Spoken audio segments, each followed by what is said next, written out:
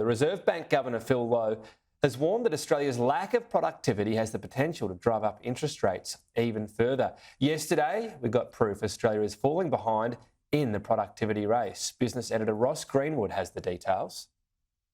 There's every indicator that Australia's economy will weaken even further as a result, and potentially that increases the risk of recession hitting Australia. Now, how deep that recession is, potentially time will come, or whether it even happens, it was never anticipated. But when you have a look at those national accounts out yesterday, the March quarter was weak, up by just 0.2%. And remember, there are expected to be in the June quarter that we're in now, the September and the December quarters are expected to be weaker yet again. And so you can see through the year, the growth is just 2.3%. You can see this really just dwindling away over time over these past few quarters since the middle of those COVID years as well. But the other thing as well is that while the economy is weakening, the Reserve Bank, because of rising inflation, is having to raise interest rates. In other words, the Reserve Bank Deputy Governor Michelle Bullock yesterday indicated that inflation is sticky. It's in the services industry. There's concerns about the rising wages that are out there. And so you can see here that the Reserve Bank has raised interest rates, their cash rate,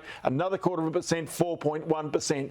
And this tip up in inflation that we've seen in the last month or so is the real worry, because they're trying to drive that inflation out of our economy. But the real issue is it's into a weakening economy. And this is the thing that these higher interest rates now, with even Deutsche Bank suggesting that there could be another 3 interest rate rises to come, really the problem. And the Reserve Bank Governor earlier this week and last week had indicated that this is one of the problems: productivity. There is a lack of productivity growth in Australia, and when you have a lack of productivity growth, it adds to wages inflation, it adds to overall inflation, and leads the Reserve Bank to have to consider raising interest rates. And this again comes from the national accounts yesterday, showing that the amount of GDP, or economic output per hour worked for Australians, is going backwards. And that clearly is not the outcome, and that rests entirely with government. This is not a Reserve Bank thing. This is a government thing. This is about government policy at a local level, at a state level, and also at a federal level, importantly as well.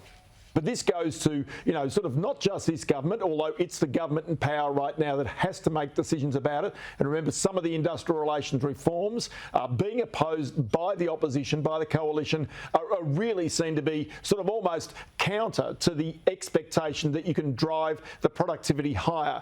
You can see here the quarterly GDP per capita. This is where it's going backwards. So effectively, this is almost like a per capita or a personal recession that Australia is about to face. Even though the official numbers might not say recession, these numbers point to the fact that on a personal level, people are going to feel as though there is a recession. And that's because of the lack of productivity growth. To improve productivity, you have to improve transport systems. You have to improve the ability for companies to compete. You have to improve the abilities for property developers to be able to develop properties and create more housing to make people have an easier life. You've got to really, in many ways, change the ability for companies to be employing people, for them to compete, and for people to be able to do business more easily. That's the key to driving productivity growth. That's something really that the government and the Treasurer have really got to address, and urgently. So if we have a look at the 1-year government bond yield, this is the short-term government bond yield. We're only taking this over the past